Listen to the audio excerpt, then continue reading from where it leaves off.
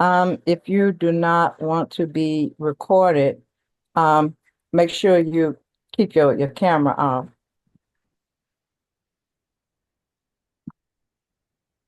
Excellent is to do a common thing in an uncommon way. That's Booker T. Washington. The problem with the 20th century is the problem of the color line. That's W.E.B. Du Bois. I want to welcome everyone to Above the Noise talk show, where our attitude and perspective shape our reality. Well, for those of you that don't know me, I am Miss Angie, and I'm your co-host and the moderator, um, along with my partners in crime, while I am an Artemis. And since there's only a few of us, we've already discussed what the weather's like with everybody. While will you give us the rules of engagement, please? Yes, it's very simple, ladies and gentlemen. We're here to have a open, honest discussion, respectful discussion. Um, so this is very simple. Excuse me. I ask that everyone keep their mics muted unless you're obviously speaking, and then if you have questions or comments, please put them in the chat. Like I said, Miss Angie may call on you to ask it if it's a good question. But ultimately, we do want the engagement of people that are here. And panelists, when you're answering questions, please, try to stay within the 2 to 4 minute mark. If you want to rebut or add something to someone's comment, please use the raise hand icon so that we can acknowledge it. We're not just going to cut into people's time. So, like I said, I believe in respectful dialogue, but let's have some decorum. Unlike our politicians, let's have some decorum in how we engage in conversations. So, very simple. Back to you. Thank you all. Let me, please let me introduce our outstanding panel. Chyrel J. Jackson is a number 1 ranked best-selling Amazon author and literary supernova. She's reared and raised in the South suburbs outside of Chicago. She's the African American literature influenced her writing and is one of her favorite genres. Chyrel writes in the spirit of her past great literary ancestors. Eddy Foreman, aka Eddy Potastic, has been writing poetry for 8 years and is a Washington, D.C. native. He is a regular in several open mic events. His motto is, I write and speak poetry through and through to inspire people like you. Brian Donnell James is a renowned author as well as the 2024 winner of the Carolina Literary Prize for Poetry and the Langston Hughes Poetry Award. He has won several other poetry awards. He has received several honors and sit on several boards. He is a finalist for America's Next Great Author, a TV pilot. He says he writes in part because poetry connects the human spirit. It unites us all. Let us give our panel a round of applause, please.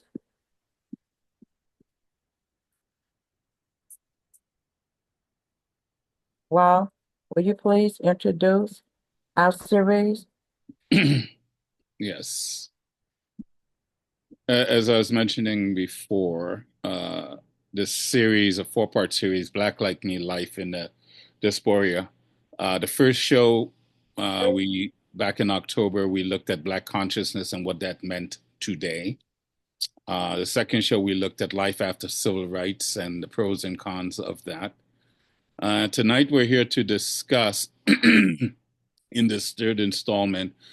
The poster says, the We Can Booker T versus the We Demand W.E.B. And it's really not a versus.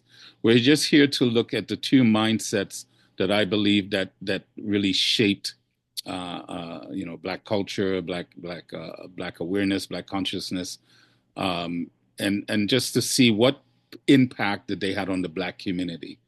While Washington and Du Bois often contrasted in approaches to achieving racial equality, their philosophies shaped the fight for civil rights.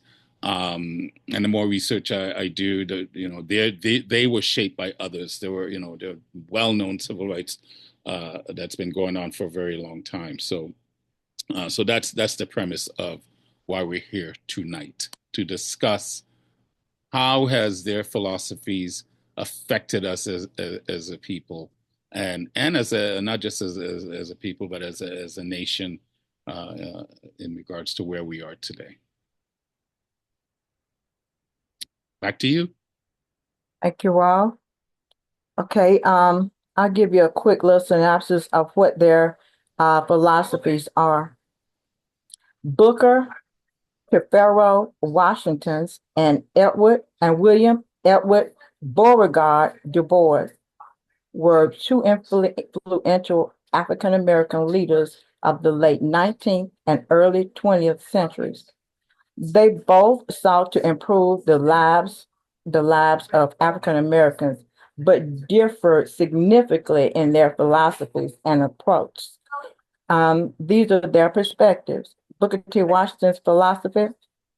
Washington emphasized vocational education, economic self-reliance, and accommodation to the reality of racial segregation. His approach, often called the Atlanta Compromise, advocated that African Americans focus on industrial and agricultural skills to secure economic stability and gradual social progress. His impact. His philosophy gained widespread acceptance among Southern Black communities and white philanthropists, as it was seen as a pragmatic response to systemic racism. Washington's influence helped establish institutions like Tuskegee Institute, which trained generations of African Americans in practical trades. However, critics argued his stance implicitly accepted segregation and limited aspirations for civil rights. W.E.B. Du Bois's philosophy. Du Bois championed a more confrontational approach to racial inequality, emphasizing higher education, leadership, and direct activism. He advocated for the talented 10th, a leadership class of educated African Americans who would fight for civil rights and uplift the community. His impact. Du Bois co-founded the National Association for the Advancement of Colored People, NAACP, in 1909, a pivotal organization in the fight for civil rights, legal challenges to segregation, and the eventual dismantling of Jim Crow laws. His focus on education and activism inspired later generations, including the civil rights movement leaders of the mid-20th century. Du Bois' ideals appeal to those who sought immediate and systemic changes to racial injustice. For those who may not be familiar with the Atlanta Compromise, it was a pivotal speech delivered by Booker T. Washington on September 18, 1895, at the Cotton State and International Exposition in Atlanta, Georgia. It is considered a landmark movement in the history of race relations in the United States, and it articulated Washington's vision for addressing the challenges faced by African Americans in the post-Reconstruction South. I would like to remind our guests that if you have a question, please put it in the comment. If you have a specific panelist you would like that question directed to, please make sure you put that in the comments also. Panelists, this is our first question.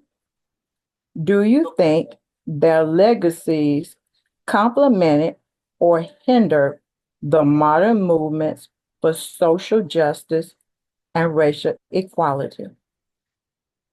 Once again, do you think their legacies complemented or hindered the modern movements for social injustice and racial equality? Um, Chyrel, will you start the dialogue, please? Panelists, please remember you have up to 3 minutes with each response. Brian, you're next. I think they complemented the civil rights. I think their legacies complemented the civil rights movement. I don't think that we would have accomplished what we've accomplished without each of them. My dad was a Tuskegee graduate. So I have a real affinity and history with Booker T. Washington's work in education, but I am definitely from the North as much as I am from the South. And I can definitely appreciate the approach that Du Bois had and his thoughts in civil rights. But I think both of their legacies collectively complemented the civil rights movement. That's my opinion. Thank you, Brian. Will you give me yours? Yes, I agree. I would say complemented because in order to have a thought of progress, you have to have a framework. You have to have something to guide you so that you can say, oh, this is to the left, this is to the right. Where do I fall? Am I going to be more conservative or more aggressive in my approach to myself and my family? So I would say complemented. And as a teenager reading both men's work, I find myself being in the middle and agreeing with both philosophies. But I find myself in the middle. So without that framework, that they provided, it would have been more difficult for me to define what type of man I was going to be. So I would say complemented. Okay. Mr. Potastic, you're up. Thank you. And wonderful question. And I have to agree with our two panelists. I have to say that their philosophies entwine and help us with the civil rights movement. And also Booker T. Washington has, he has a high school named after them. He has a college named after him as well. So yeah, his wonderful legacy still lives on. So I deeply agree. Okay. Scott put in the chat, he says they are inevitably a part of what has shaped the present. Thank you, Scott. That is so true. Rawle, do you have a comment? Yeah, excuse me. I think if I was asked this question even 2 years ago, I would probably agree with everything that's been said. But the research I've been doing over the last year or so has me looking at it differently. I'll say this, both men definitely had a great impact on civil rights and where we are today. But the more research I do, well, before I get into that, you also have to remember both men are coming from two different perspectives and almost two different generations, right? one of the things that always bothered me, there was always this perceived tension between the two of them. And I think a lot of that was made up by the media. In one of W.B.'s early writings, the one and only time he ever tore a strip off of Booker T, his grandmother insisted that he showed up at her house. And she goes, "What are you doing?" And she kind of spelt it out for him. And he never once again had anything negative to say about Booker T. The two of them met in secret many times. I think W.B.E. acted more of a somewhat of a mouthpiece for Booker T, because you have to remember they come from different times. Booker T was in a place where he was making strides, but he still needed a lot of the whites of his time because they were funding a lot of what he was doing. So he could not be a great antagonizer. And this is one of the reasons I think so many people like to call him an Uncle Tom and a sellout. Excuse me. But in their private conversations, he supported or agreed a lot with some of the things W.B.E. was doing. But my research also shows that Booker T's philosophy of educating, becoming self-reliant, becoming economically more solvent was working. Now, maybe not working to the generations that come afterwards, not to say working, it wasn't working as fast. Because remember, again, there are two different generations. I always find it interesting. One was an actual slave. One was born in a relatively middle-class environment, well-educated, didn't experience what he did. Doesn't mean that his thinking is wrong, but they just come from two different perspectives. But over a bit of time, what Booker T's philosophy was doing in the educating of people and people becoming more self-reliant, there were actually Jim Crow laws that were being repealed before any civil rights movement, before anyone did it, because of the economic strides of many Blacks, particularly in the South, they were making. And because of the economic sovereignty that they were experiencing, it was having a positive effect with their white counterparts. So it was starting to spill into the social aspect. Was it fast and beaming? No, but it was improving. Some believe that the agitators might have slowed that down. I don't know about that, because up until about the 60s, Black people were actually really doing well. Even with the Jim Crow laws that were still in the land, excuse me, many were doing well, way better than we were led to believe that we even know. So I think both philosophies had a place in our history. That's why I said at the beginning, this is not about one versus the other. It's about understanding. I also I said, not so much challenge W.B.E. I just sometimes take issues because he comes from a different perspective. You have a man that actually was a slave, that walked out of slavery into education.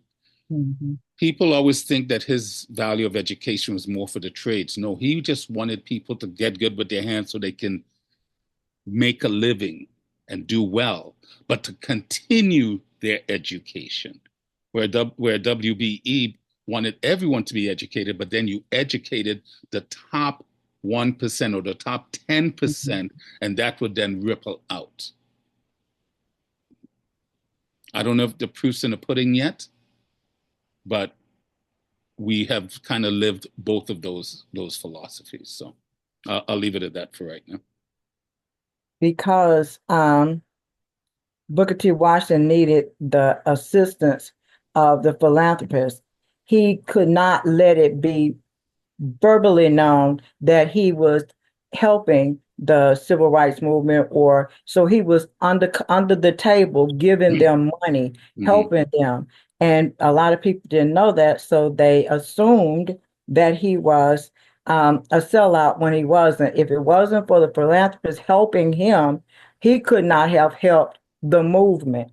In the chat, Aaliyah, is that how you pronounce your name, Aaliyah? Aaliyah says it's like Malcolm X and Martin Luther King. That's the W.E.B. boys. And Scott says, Some decades ago, I was hostile towards Dr. King as I was overly militant. I was dead set in support of Malcolm X. Um, Malcolm X changed a lot of his philosophies before he died, too, which, And also Dr. Martin Luther King did too. So it was almost like they were both kind of going towards the same because mhm, if you pay attention, some of the fact that he was in Tennessee, the where his movement was going wasn't exactly all peace and I'm not saying that he was like going to have arms or anything like that, but he was not. He was being a little bit more. He was angry. He was showing his anger. So he was also kind of going kind of towards the Malcolm X way, and Malcolm X mhm. after his Hodge, he was coming back. He was kind of coming towards Dr. Mhm. Martin Luther King. I Yes. think they would have worked eventually. They respected each other, and I think they would have came together if they were given a little bit more time. Before you get to the next question, Ange, I wanted to just add to what Aaliyah just said. We've all heard it our whole lives, the nonviolent movement and MLK and the nonviolent. There was nothing nonviolent about that movement at all. There was nothing nonviolent about that movement. Think of it this way. It'd be like, Deborah, if I come into your house, you invite me in, and I come into your house, and then I decide I'm going to act and do whatever I want. What would you do? And this is what Malcolm had an issue with MLK, the nonviolent belief, also infusing yourself into an environment that you're not wanting and then expecting that the perception is people aren't going to react. But they reacted quite violently because that was the reaction they wanted. So this myth about it being nonviolent, I challenge that every time. It was never nonviolent because they wanted those types of reaction. Anyways. There's no way it could have been nonviolent when they had, I think it was called Bloody Sunday on Edmund Pettus Bridge, when all those people got trampled. That's not nonviolent. Um, Martin Luther King and Malcolm X, although they had different approaches, they did actually meet. And but before before they could meet again, Malcolm was assassinated. Okay, any more thoughts before I go to the next question?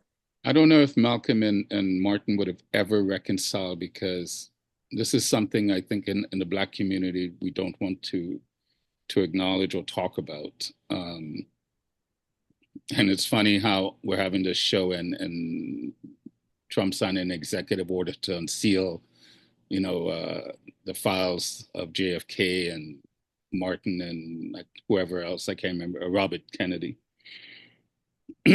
One of the big beefs that Malcolm had, and many of the early civil rights leaders with Malcolm, is because they believed the movement was infiltrated by socialists, by Marxists. And that's the same belief that many had with W.E.B as well.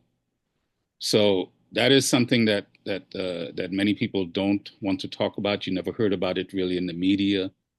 But that was a major sticking point between Malcolm and MLK that many people aren't aware of or don't want to be aware of. So I'm not putting it out there to start any controversy. I'm just adding to, I don't know if they would have ever bridged that gap because of that. I'm not, I don't They know. did. Right? I don't They know. did. What's that? They did. It says the rival between King and Malcolm X was played up in the media, but their ideas complemented each other. They weren't the rivals. People thought the media did that.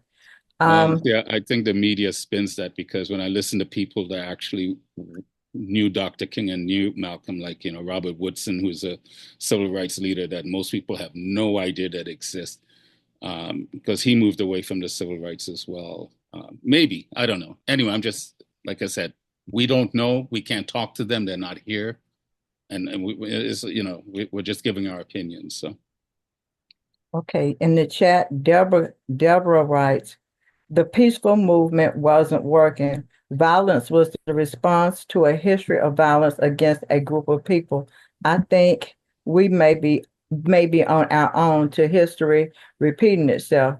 People will always resist repressive de- uh, democracy. That ain't what that. Oh, I'm sorry.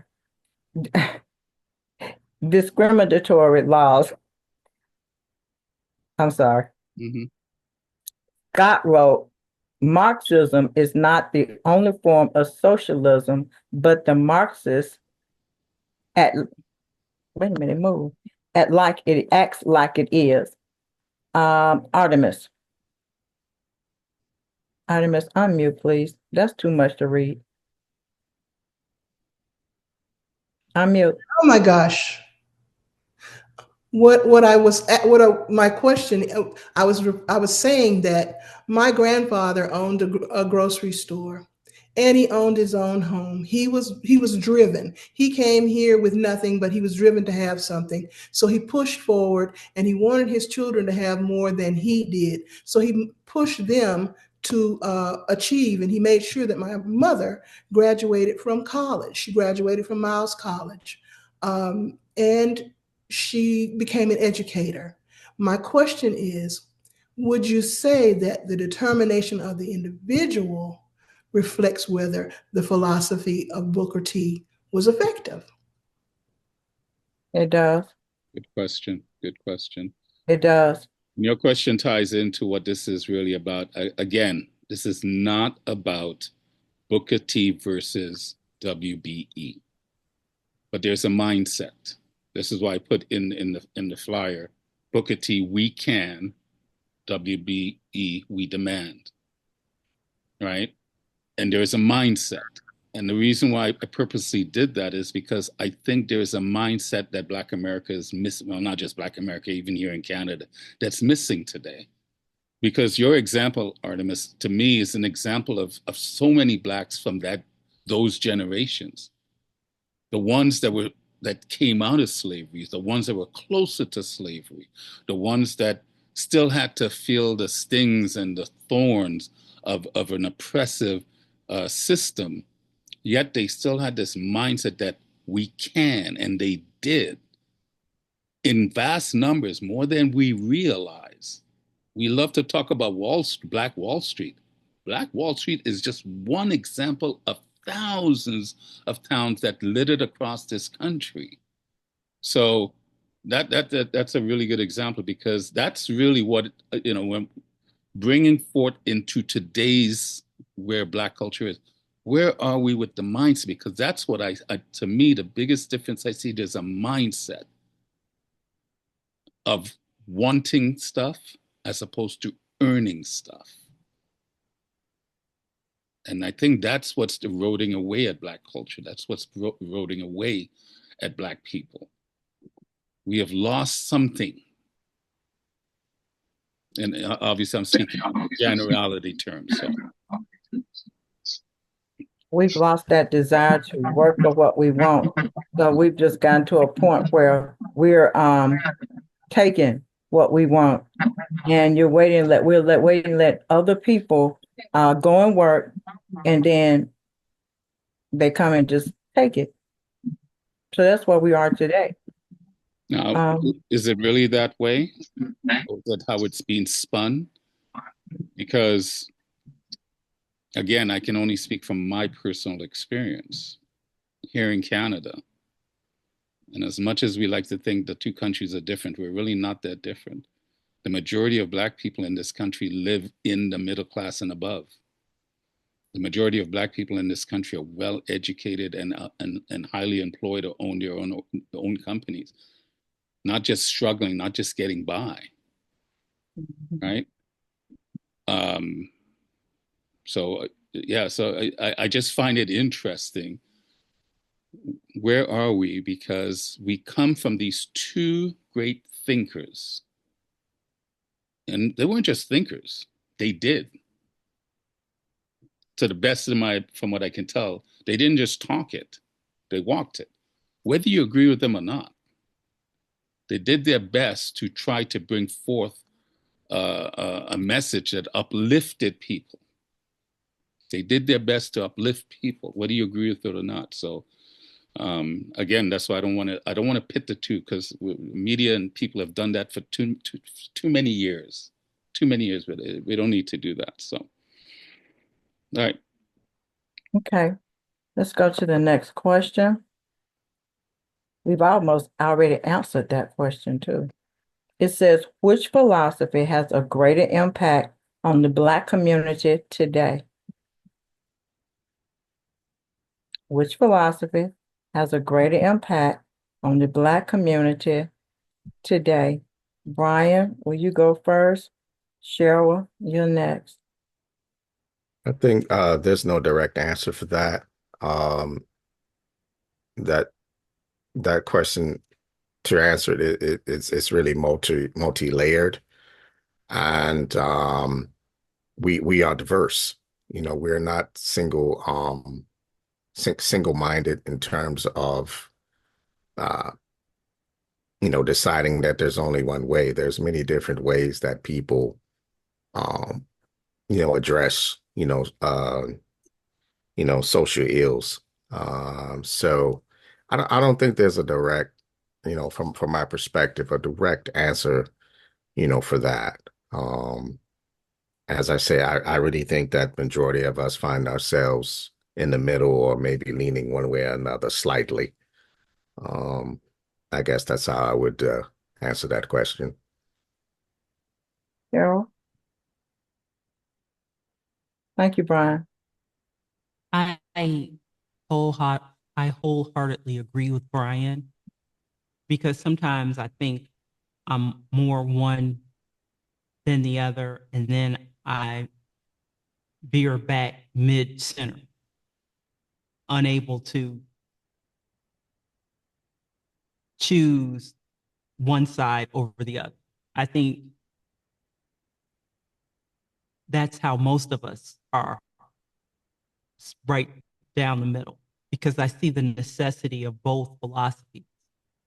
I think they complement each other, but I don't think that they couldn't coexist without each other either. I think we need both of them. Those are my thoughts. Eddy? Very good answer. What I have to say is, I think it depends on the individual, because everyone's going through specific some things. I mean, it could be W.E.B. Roy's philosophy, it could be Booker T. Washington's philosophy, or it could be Malcolm X philosophy, it could be Martin Luther King's philosophy. It depends on the person. That's how I feel. I agree. Well, do you have something? Yeah, I do. Sorry, I was just laughing. Scott goes, I was saying WBE. I didn't even realize I had said that. That flows better. Yeah, no kid. Well, I like Webb, so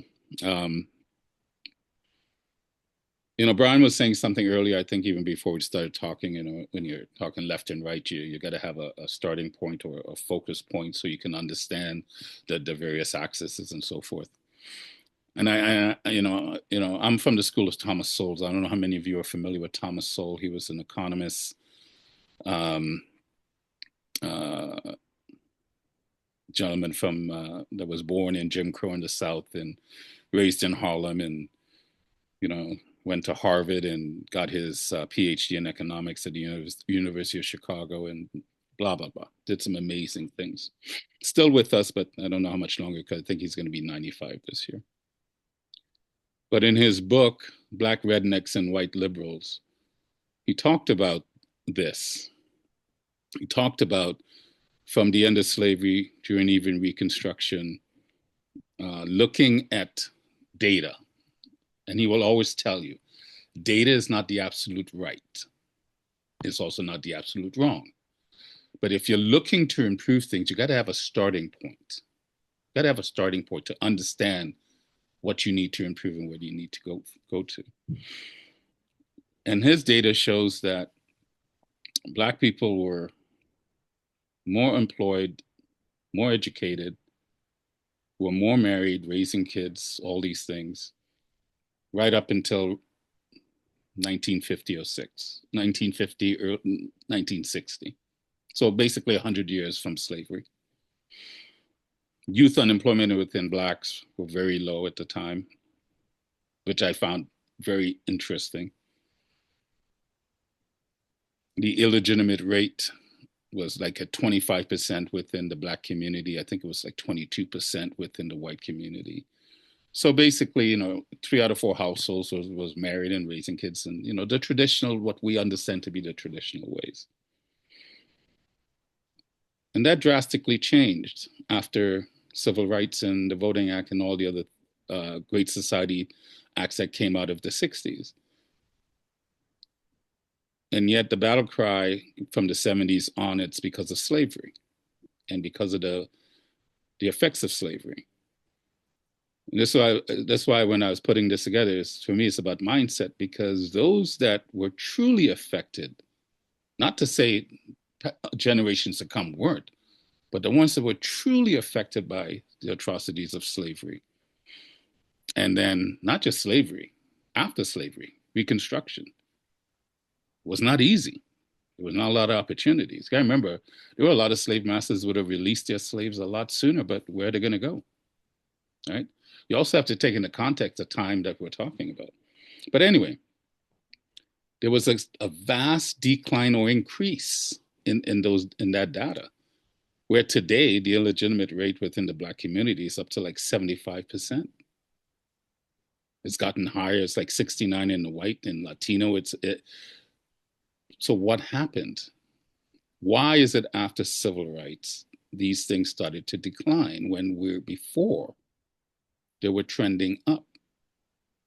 That's why I find it interesting. This is why I look at data and to see, okay, where are we starting from? Not to say one is right, but you have to understand, what are you looking at? Because have we truly done a reverse from what we were trending to?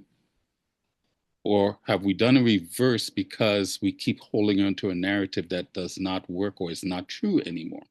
I don't know. But I do know, when I look back to my time as a kid growing up in Brooklyn, which was late 60s, early 70s, almost everyone was married with raising kids. Now today, it seems to be the reverse, complete reverse in the Black community.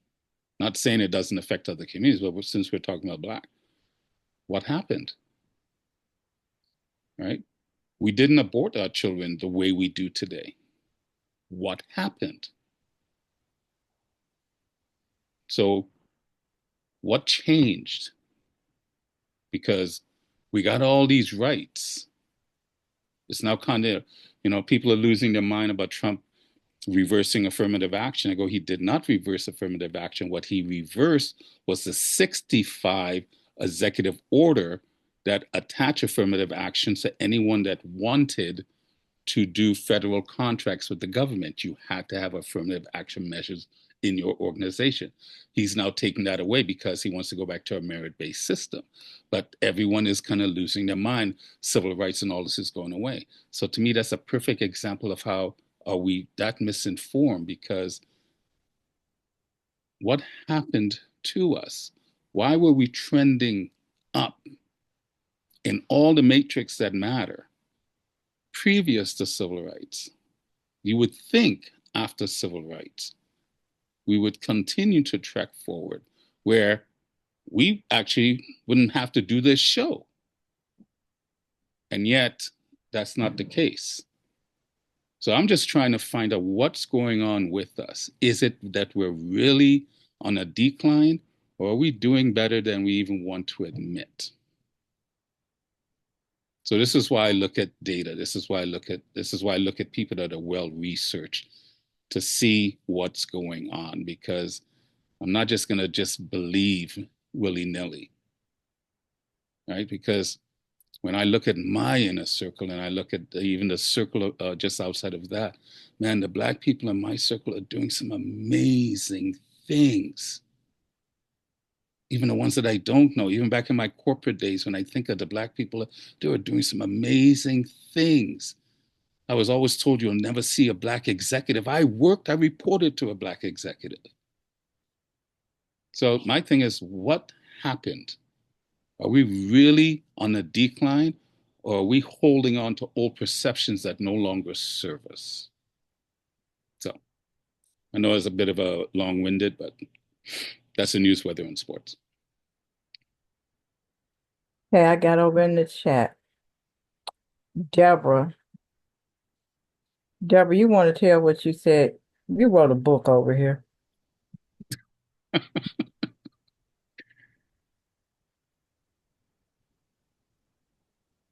Can't hear you. Yeah, she doesn't look Hear muted, you. but Can't hear you. it looks like she's unmuted, but She is. She got to put her headsets on. oh, okay.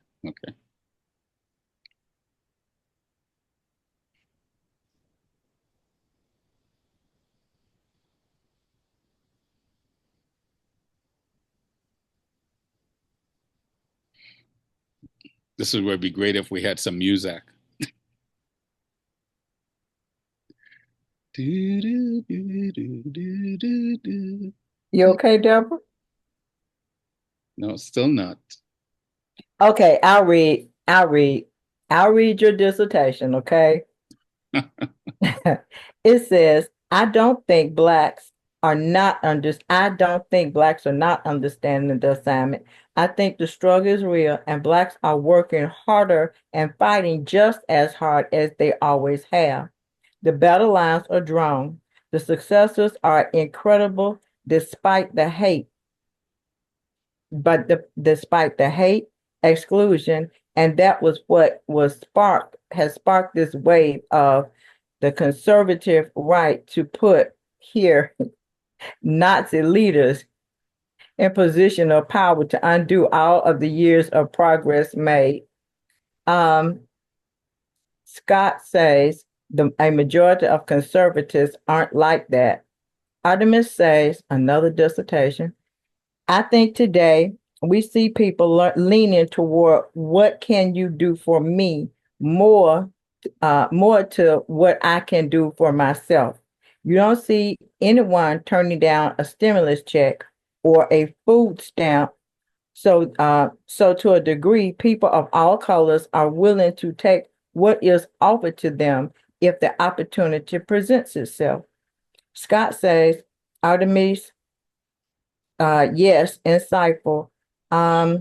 Deborah, nah, blacks are not the majority accepting governmental help. By far, whites outnumber blacks accessing our safety net system.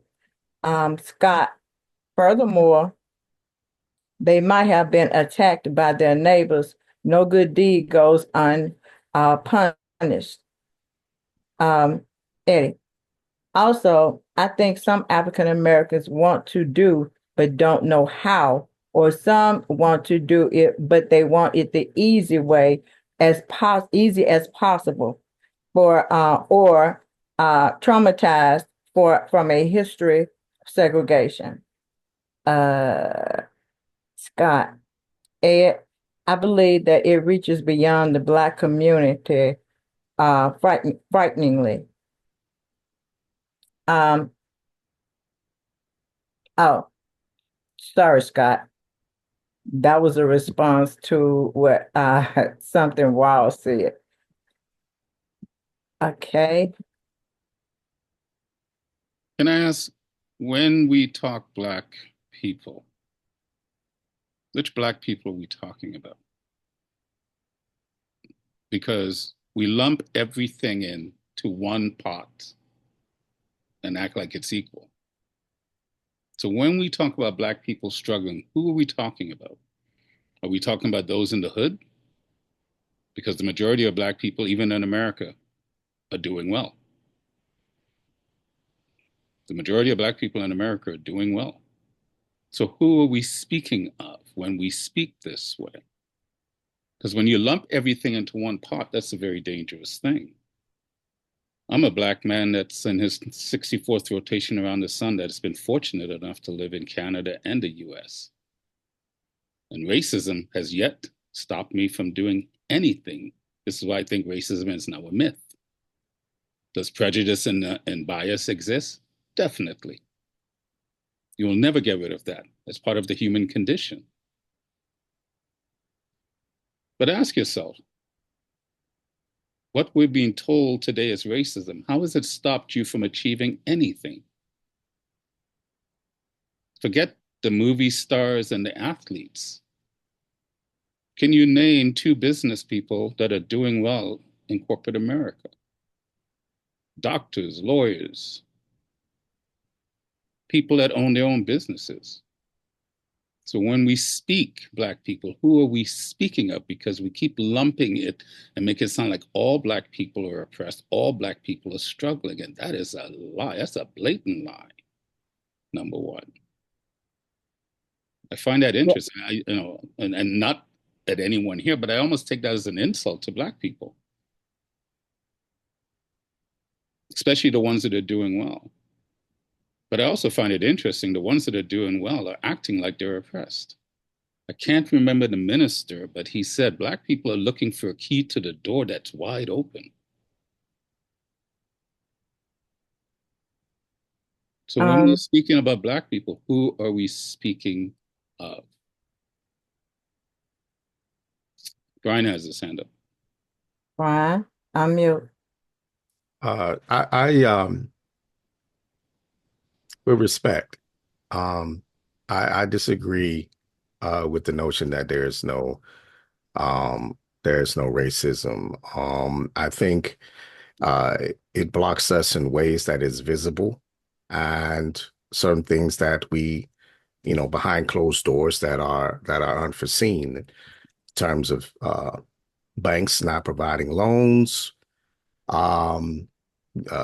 real estate having zone restrictions, so many different ways, and such a myriad of ways that I can't even imagine.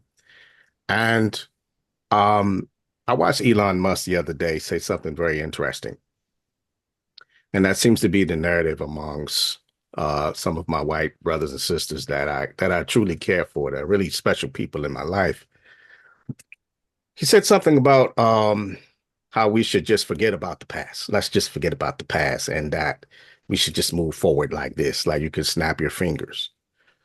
But yet this country sends millions and billions of dollars around the world to other nations, to other people for reparations, and neglect the African American history in this country. I would never step away from my ancestors. I will never not stop fighting for reparations.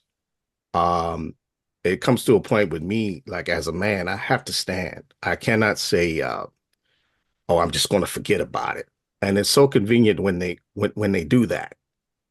You can forget about this, but you can't forget about that. Anything that's African or quote unquote Black, we want to sweep under the rug and act like this horrible history did not occur and that we're owed nothing, which validates their point. And not every person, of course, but their core belief that we are nothing. And so if we don't stand up for ourselves and our history and our people, I just, can't live with that. And then another thing that I'll get, and I'll be brief, very brief, is this. Again, some of my white colleagues, brothers and sisters, again, truly that I love as brothers and sisters, they say, well, when is this going to be enough? They're already saying, when is it going to be enough? But that's the wrong question. The question you should be asking is, what damage have you done? What traumatic damage after 400 years of this horrific treatment that still resonates in us today? What psychological damage have you done before you already don't want to pay the bill? And you benefit from the world benefits from what we, not just this country, but the world, from our inventions, from everything that we've done. And again, so I'm going to stand up for that. I will always fight for my ancestors, and that's just my 2 cents. Reparation is not a question; it's a demand, as far as I'm concerned. And that's just my viewpoint. Can I respond to that? Hold on, Rawle. Let me read. Hold on. Yeah, go ahead. Let me read what's in the chat. Just give me a second. Let me read what's in the chat because they tearing me up over here. Deborah says racism is not a myth. It is a socially constructed concept designed to keep us separated. Scott says, to Deborah said, discomfort with others is inherited through the human condition. Can you say that last part again, please? The comment, read it again. It says discomfort with others is inherited to the human condition. Thank you. I think I read that wrong. It's inherent. I did read it right. Okay. Deborah. He says, wow, I respect your statement. You're in Canada. This is the United States of America. We are banning books. Yep. Banning history and banning talking about critical race theory. Our history will occur and we are trying to not to repeat it, but denying that all is well is only adding to the belief that we need to deny our history. And then she says, thank you, Brian. In the state of Tennessee, they've been trying to pass a law that if you are caught teaching anything about another race, oppressing another race in the school system, with city, you will not get funding. And a lot of people have been upset because, yeah, that is erasing history. But on the other side of the spectrum, we want them to take down all of the Confederate statues.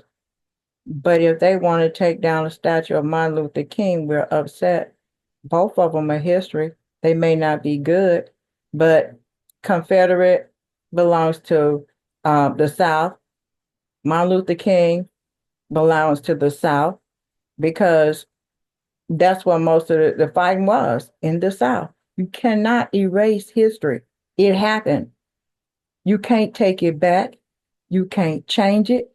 It happened. So all you can do is just deal with it and try not to make the same mistake again. Okay, that's my 2 cents. Well, you got it. Thanks. And I appreciate everyone's viewpoint. Deborah, Canada is no different than the States. So just because I live in Canada, don't think we don't have the same issues. That'd be a false fallacy to have. To me, racism is a mental thing now. I do not want critical race theory taught in schools because most teachers don't understand what critical race theory is. It is an academic exercise to the legality looking at racism.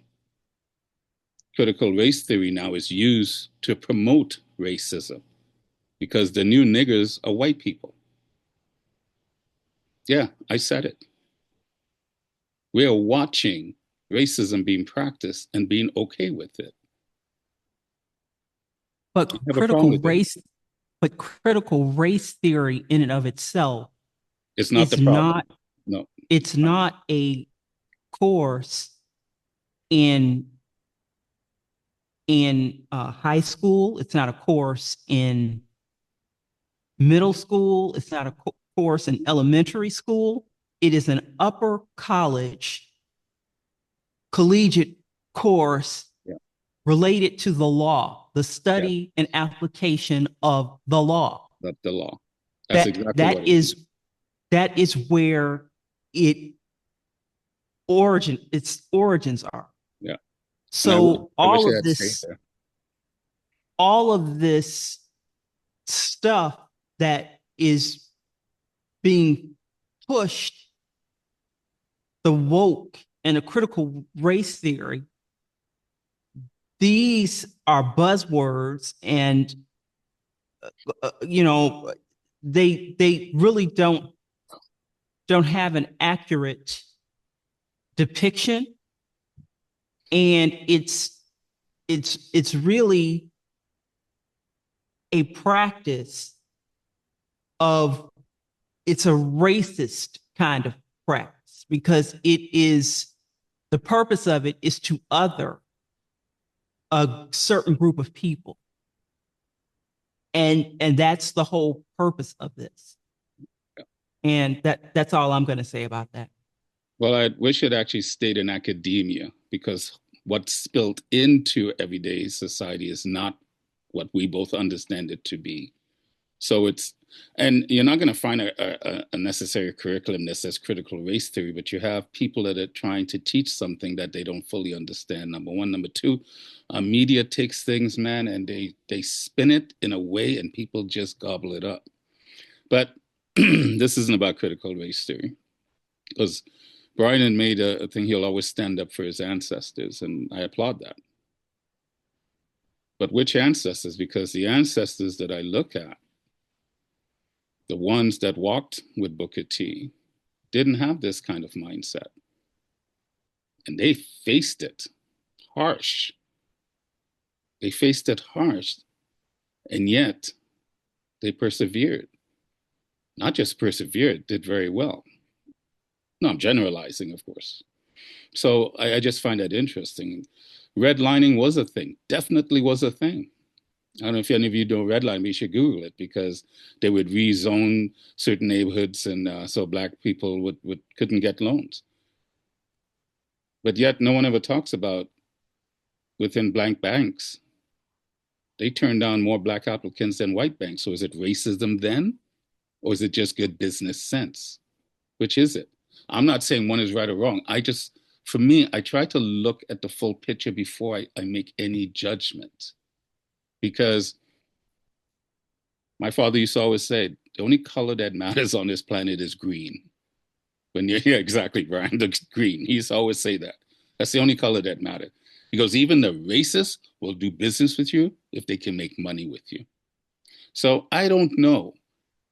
This is why I'm glad we're having these discussions, and don't feel we may disagree, but man, keep saying it, because it's through these dialogues we can understand, and maybe we'll hear something from someone else that we hadn't even thought about in whichever way. Because to me today, racism is in the mind. I have not encountered anything that stops me. And even if it did, it still didn't stop me. So I always invite people to be honest with them. How were you stopped by racism? How were you stopped? It's not, I can't think straight. It's not a question for you to answer right now. It's just something to think about. I'm not saying you're wrong and I'm right at all. This is why these dialogues are important, because I see Black people doing better than I think they even believe that they're doing. And we're caught up in a narrative that's not serving us, because the ones that were closest to that time, they seem to outachieve us. And you would think, based on what we know, we would outachieve them. But then when I look, man, that's why I say I don't think a lot of Black people and white people really understand what Black people are doing today, other than that, what the media tells them. So anyway, thanks for your indulgence, all of you. Appreciate it. Okay, Aaliyah asked Rawle, have you traveled to the South? Eddy, unmute and read your book. Sorry. To me, I feel bad for getting reparations of my ancestors because I haven't physically, mindfully, or emotionally suffered, but they did. They didn't fight for reparations, but for freedom and equal rights as everyone else. I think we should learn from the negative history and use it as a map to change the future in a positive way. Like someone says, there is no such thing as half the truth. Thank you, Eddy. Mhm. Well, have Yes. you ever traveled to, no, it shouldn't be, have you ever traveled to the South? It Have should I be, have spent you time ever in the South? lived in the Yes, South? I've spent time in the South. I have family still in the South.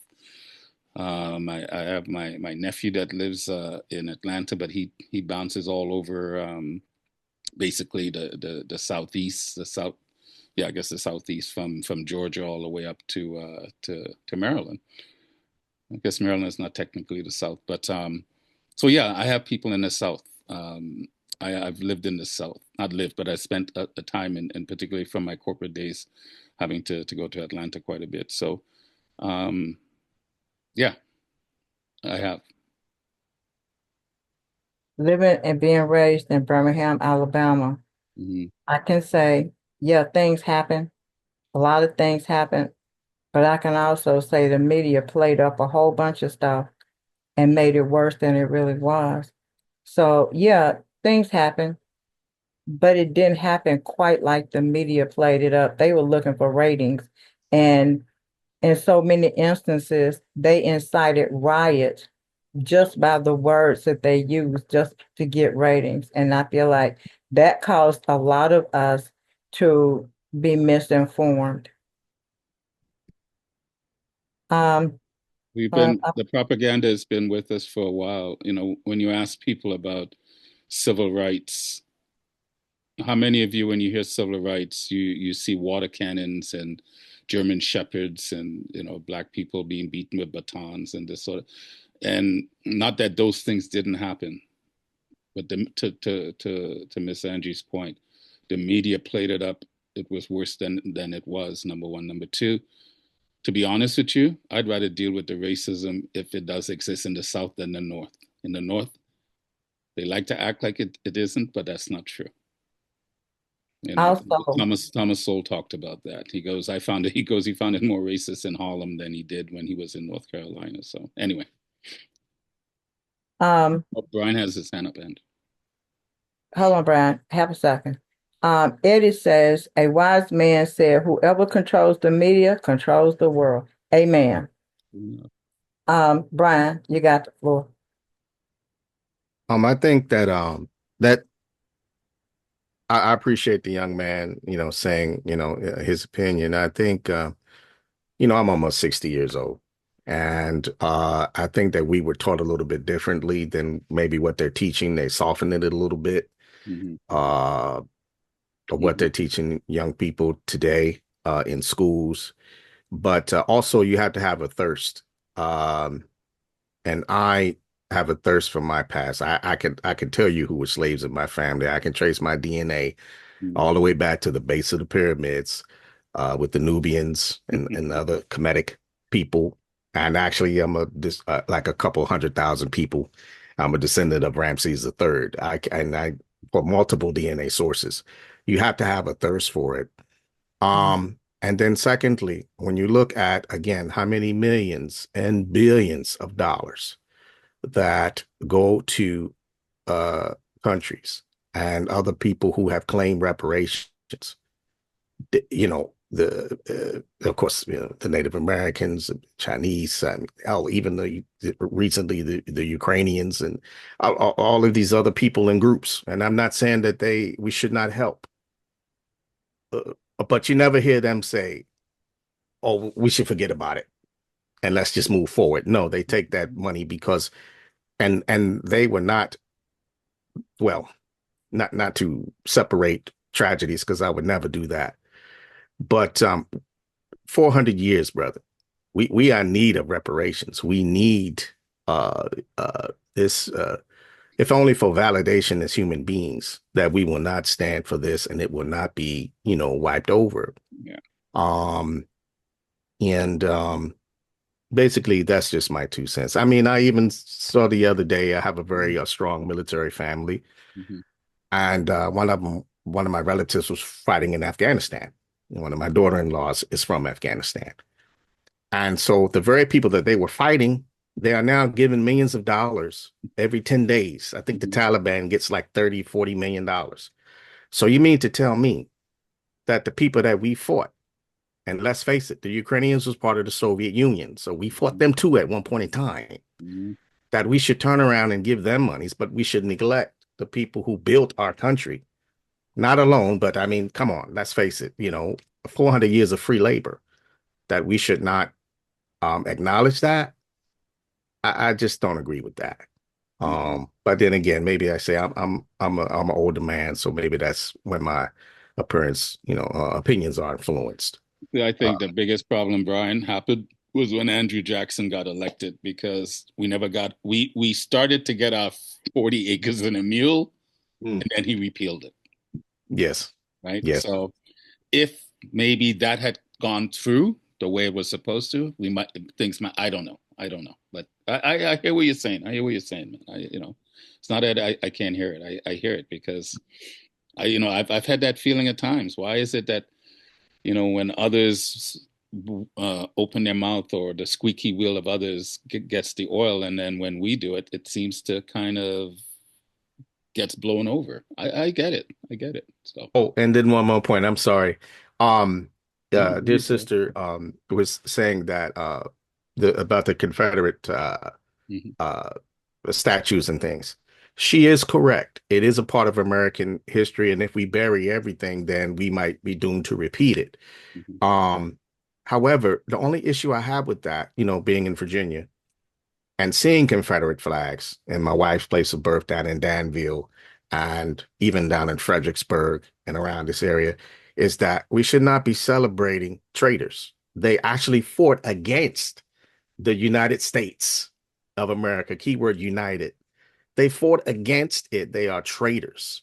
So when I see that flag, I'm an emotionally intelligent person. I know how to suppress myself, but there is a deep anger when I see that flag. And unfortunately, I also have a Latino friend whose father has a flag, and he says that somebody told him that the flag was okay. So I had to educate that my brother and his father, tell him you should not be having that flag. That has nothing to do with your culture. It is a betrayal to this country. And I find it really interesting how certain groups are so susceptible to absorb what people tell them without actually doing the research. That is another pet peeve, that I have. But as you know me, I do approach things from a spiritual point of view. As you know, I have a United Nations award-winning award, United Commissions of Human Rights. A lot of things. So I'm involved with more spiritual things. But yeah, those things do tend to my pet peeve. But sorry, I went on a little tantrum. I'll leave it at that. No, stop saying you're sorry. Stop it. This is Artemis and we, for those who don't know, we're first cousins. Our dads are brothers, and we're constantly talking about trying to figure out who's who. And I told her that my dad had a picture. There was this beautiful lady, and I asked him who it was. He said it was his grandmother. I said, "What's her name?" He said, "I don't know." Okay, I'm 12 years old. I looked at my dad. You got a picture of this lady, and you don't know her name? No. I said, "Why you don't know?" "I don't know." And it bugged me, but at 12, you couldn't buck back. I couldn't understand why you didn't want to know your grandmother's name. And she and I, we constantly trying to find our roots, because your roots are important. Things are inherited, and you need to know who you got it from. So that's my thing to go with you, Brian. Deborah says, "I really like what you said, Rawle. I only wish we could truly live in colorblind world." Amen. I wish that more than anything, I was a professor at an HBCU and living as a white person in this world. I couldn't unhear what my white brothers and sisters believe about people of color, and I would fight until my death to debunk the myth. This is why I believe the struggle is still real. The stereotypes about each other, it has to stop. Amen, Deborah. And I know Deborah from TSU. So yeah, she's real about the fight. Also, the thing that they don't tell the most is that there was almost as many whites fighting for civil rights as it was blacks. If you go back and look, there was just as many people, white people on those buses. There was just as many white people getting beaten and everything, but they don't tell that. They make it seem like they were our arch enemies, and that's not true because they financed a lot of things that we did in the movement. Okay, that's just my spiel. No, and guys, stop apologizing. This is really good dialogue, right? Brian, if you apologize one more time, I'm gonna skip. Same with Deborah. I don't disrespect anything. I appreciate it, because, to your point, Deborah, I don't want us to become colorblind. I love my color. But No, my color, colorblind meaning you no, don't want it to see it as no, I know color. what she means, but I don't want us to become colorblind. I want us to become human sighted. Okay. The biggest problem with racism is that we still believe there are different races on this planet. There are not different races. There is one race made up of 31 different flavors. But then again, that's just my thing. Because race is a construct that was created during slavery to support slavery and to justify slavery. How can you have all men are created equal as something that you will die on, and then you have slaves? But then again, slavery is not unique to Black American. Slavery, everyone on this planet came through slavery. One of the comments you were making, Anjie, there's always been white people that are helping. We act like the majority of white people were slave owners. It was a very small percentage of people because you had to have some money to own a slave. So there's always been people that oppose these atrocities. And the majority of people may have opposed it, but they kept their mouths shut because their livelihoods, whatever. There's a multitude of reasons. This discussion just shows that even if we have the same shading, we don't all think the same way. But the fact is that we could think and then share our thoughts, even if we don't agree with them, because man, this is how we get past it. I have a problem that we want to end racism, but we're still practicing it. And I don't know if we're seeing it. I don't know if we're seeing it. I'd much rather some Black people say, you know what, before we can move on, I need my pound of flesh. I need my pound of flesh. To me, that'd be more honest. But let's not act like let's not act like we're fighting for something and yet we're still practicing what we're fighting. I always found that interesting. You're trying to get rid of something, but yet you're still practicing it. All that does, it keeps it going around and around and it never stops. And when is enough enough? When are we going to stop? This is why I still like Booker T's approach, because his approach was working. Is it slow? Definitely. But eventually you start building that momentum. And I don't think we fully got to see where it would have gone. I'm still not sure if civil rights, not the laws, but the applications of them afterwards and the mindset, not just civil rights by itself. Because that one of the things we don't talk about in the Black community is the Great Society Act and all the programs that came from that. I don't think they were malintended, but they produce some negative results that we don't want to look at. It seems to have taken that drive, and that's what I was asking. What happened to that mindset, right? But all these things we're talking about, I'm not sitting here looking at Brian going, man, you're so wrong. No, I just want to hear why you feel that way. And I know you're well-researched, brother. You and I have talked, so I know you're not just gonna put it out flippantly like that. So yeah. No, of course, we brothers, man. I mean, I'm talking about spiritual. It's more than just that connection was from the first time I saw you at the show. So we spiritually deeper than flesh. But what was your question though? What did you say? What was my response to? Well, it's just like you had mentioned, because you kind of touched on redlining and banks denying blacks, and I'm not saying that didn't happen, but also when I look at it, black banks turned away many blacks as well. Is that because of racism? If that's the case, then is it really racism because they're doing the same things that whites did? I mean, I don't know. it's apples and oranges, No, I'm just I'm just saying it was yeah, well. I I mean, use the same analogy. You have people technically see Jewish people are white. The Germans were white, and yet they look what they did to them. You go to India, the lowest caste in India is being held down by others that look like them. Is that racism?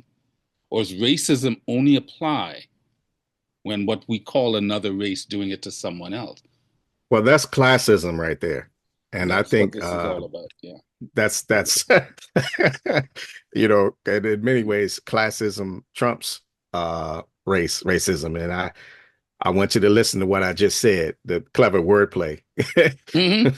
Classism trumps. Yeah, I got it. I got it. I got it. Anyway, All right, so this is hearty, man. I love this is hearty conversation. This is hearty. So we're talking apples and oranges. If you have a majority of the banks, and then of course they can be more liberal with their funds as opposed to a small amount of African American owned banks at that time. Of course, they have to be more cautious.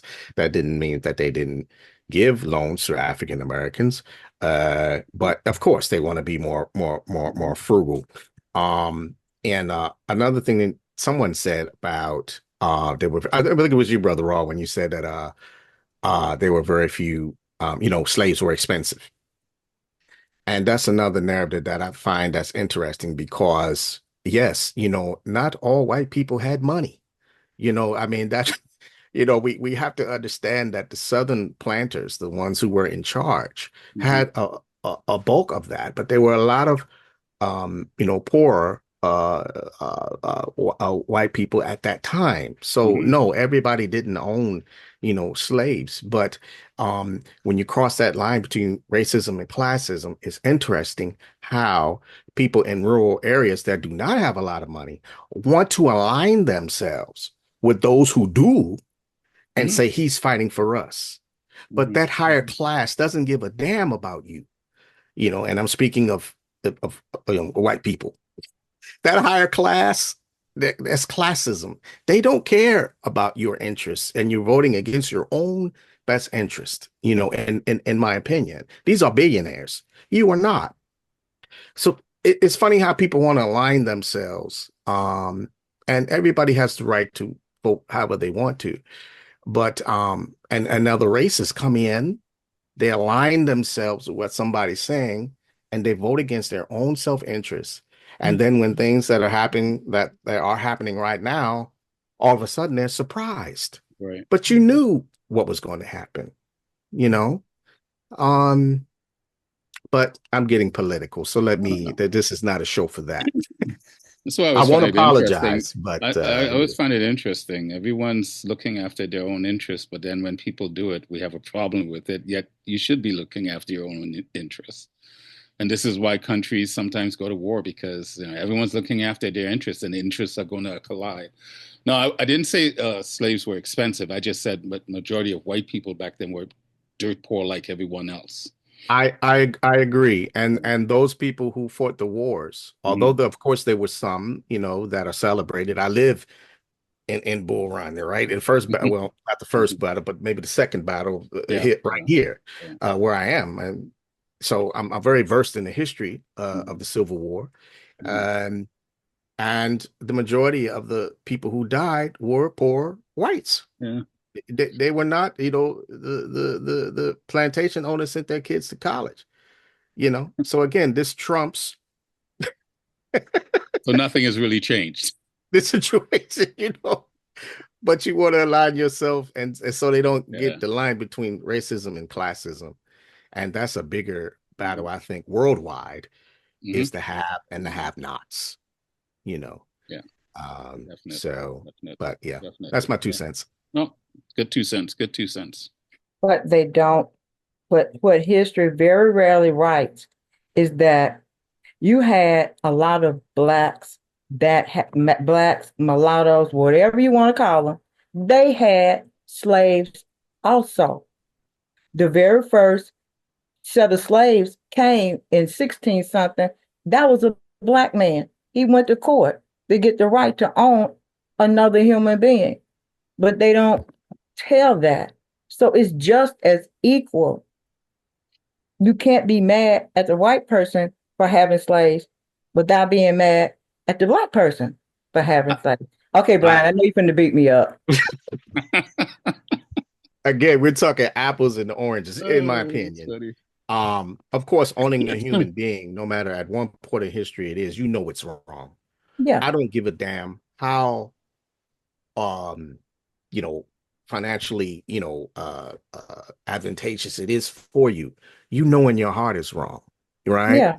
Yeah. So of course there were some who broke the mold. But again, we're talking apples and we're talking numbers. And I don't really think that that was a lot of African Americans who owned African Americans. Yes, there were some, of course, but in comparison. And again, to Raw's point, not all white people own slaves. Some white people were slaves or indentured servants or whatever you want to call them, sharecroppers alongside with us. But I'm talking, again, that's apples and oranges. You're talking about numbers. Just like the young lady said something impressive. She said, blacks have never led the welfare rolls. I totally agree with that because there aren't enough of us. We're what, 25% of the population. So how can we lead the welfare rolls? Yeah, and not so, even that high. Yeah, so it's about how you manipulate statistics to illustrate a point. So yeah, but no, I didn't mean I would never jump on you, dear sister. I would never do. I respect you Yes, too you much. would. I did. Well, there's a recorded 312 blacks that owned. There were black plantation owners that owned slaves. Some owned one. A large majority of them owned their family just to protect them. What's his name? Willie Ellison was one of the big plantation. Sugar plantations in Mississippi was run by a black man. The reason why I do those things is not to it's not apples and oranges. It's just to go, like you said, there are some that are going to do that. Black people are, some of them are just motivated economically and want to make money like anyone else, right? So when I heard that, I was actually really not surprised. Why wouldn't we? I mean, there were blacks that sold blacks to slavery. I mean, it's not new. The thing is, from all of that, because the truth usually lies in the middle. So the truth probably lies within what Brian and I are saying and what Deborah and I are saying, what everyone else is saying. With all of that, if we take all of that and we extrapolate it forward, my concern is, for me, I may be wrong, but it feels like the black people have lost something that they inherited from those that went through that egregious system, right? Not just slavery. That's bad enough. Then you put in a series of laws to keep people down and keep them down harshly, where they could not economically truly survive. They had to be innovative in how they survived. They had to be innovative in how they socially constructed themselves, right? So I'm not denying that, but yet somehow they were able to rise above that. So I'm just trying to understand, did we lose something? Because we come through all this rich history of both sides. I think, like I said, there's right and wrong, not right, there's right on both sides. Sorry, Brian, go ahead. Yeah. So rise above. What do you mean by surviving? And a few, I mean, let's face it, there were a few millionaires in the early part of this century and even into the late 1800s. But rise above, I don't know if I would agree with that word. I mean, survive, yes. but rise above, I don't know if I would go that far. The bottom line is that I think it's just a question of spiritual like backbone. You know what I mean? Um, I just, just like Jewish brothers and sisters, they do not let the memory of what happened to them go away. They will always remember what their people have gone through. And I think that we should definitely do the same. As a matter of fact, I work with a lot of students, and there was a large poetry contest, and the very first one was a young lady. She wrote a poem about Auschwitz in Germany, and it was such a beautiful poem. I had to choose it number one, you know.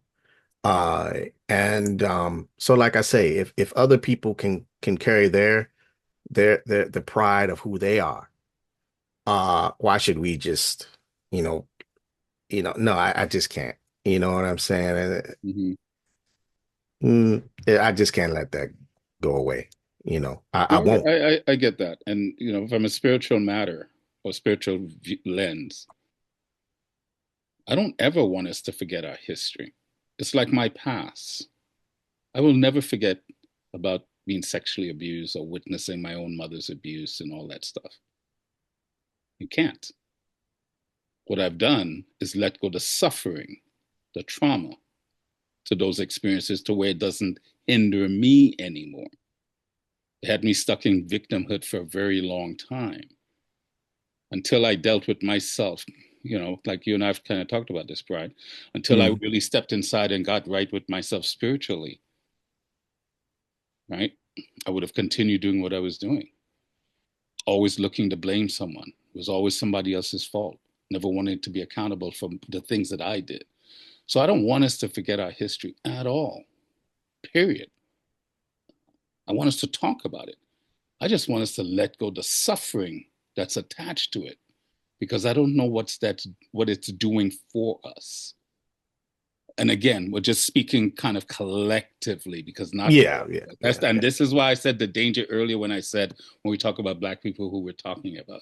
But there's times you have to be general, and then there's times you have to, you know what I mean? So there's no right and wrong. I'm just appreciating this dialogue. Anyway, maybe we should give it back to Miss Anjie, because maybe there's some chat. Yeah. Yeah, I think she thought we've hijacked her show. Because I was looking up I remembered reading. I saw a topic that says the last slave that was freed was in 1963, and I'm like, okay, not so. But her name was May Louise Miller. She was in peonage slavery. Like, I guess that's more like debtor's court. She was on a plantation, and she was 14 when she got free. They held her on this plantation until she was 14 years old. Sorry, say the name again. May Louise Miller. I think her married name was Rawle. Okay, thank you. That was extremely interesting to me because you didn't hear that. And all the way, there's a movie out about her now. And the only way you heard it was she happened to talk to a historian. And so now it's out.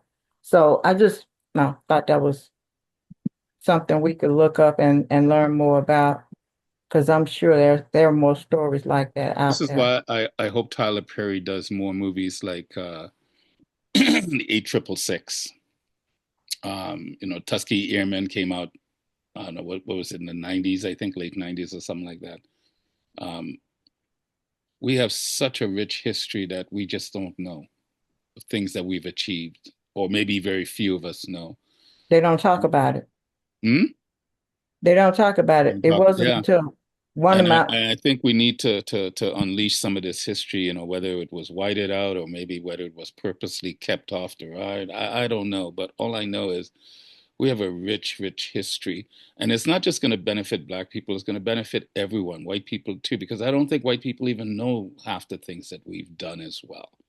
So, when I use these examples of things that people, achieved in the late late part of the 19th century, even into the 20th century. It's not saying those things, what we're saying, didn't exist. All I'm saying is there's a spirit that we have. And I don't know if it's the last show I used the word cockroach. I go, we're like cockroaches, and someone didn't like it because what cockroach represent. But for me, cockroaches are survivors. You could try to kill them, you can never get rid of them. So I use that in a loving way because we're like cockroaches. They've tried to exterminate us how many times and they can't get rid of us. So what the hell are we not getting? How powerful are we? So, but anyway, yeah, I'm kind of joking, but I don't know. It's never, it's not simple. It's not black and white. And I think sometimes we want it to be black and white. No pun intended. We want it to be black and we want it to be that easy. And it never is. It never is. You know, when we look at our present day lives and we sit around and whatever side of the aisle you favor, you're seeing a lot of good people that keep their mouths shut, and it's not because they don't care. They're worried about their livelihood. They're worried about keeping a roof over their head. They're worried about their kids. They're worried about other things. You know, so sometimes there's reasons why people don't keep their mouths shut. You know, whether they should open it and fight and all that. I think that's something that every individual have to make. But when we're having these types of discussion, this is why it's important to stay open, even to comments you don't like, because it's never really black and white. It's never black and white. Yes, Brian. Okay, Brian. I just wanted, I was reading in the chat, there's some very interesting things Yeah. from brothers. Well, there's two Scotts, Scott Norman. Brother Young and Brother Rosenthal. Oh, Brother Young, he snuck in. I was interested to see what their viewpoints was. You know, some fresh voices. Scott Norman says, there is also the factor that there are only so many hours in a school day.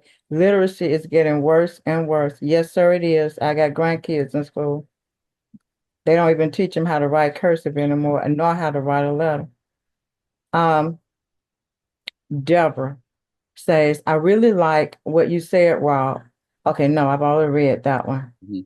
I think so. No, I didn't. Yeah, I did. I read that one about from, okay, let's go on down. Scott Norman says, reality is complicated.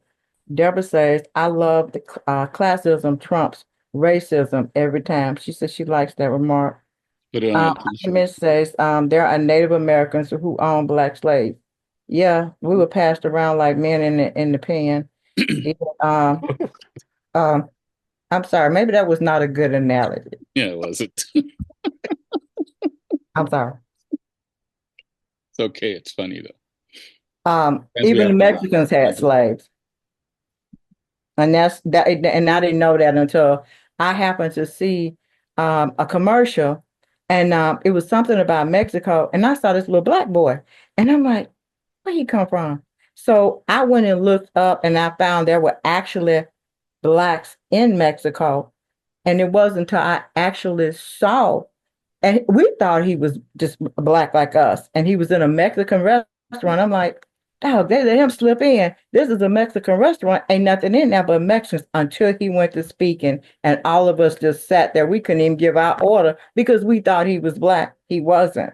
So yeah, everybody, we are all slaves everywhere. Eddie says a lot of the Mexicans, a lot of the Black Mexicans, ran to slavery, but they were the indigenous to the land as well, right? So this is why I'm saying there's a lot more research people need to really dive into to understanding this complex issue. Sure. And there were 3 times as many Africans in South America as they were in North America.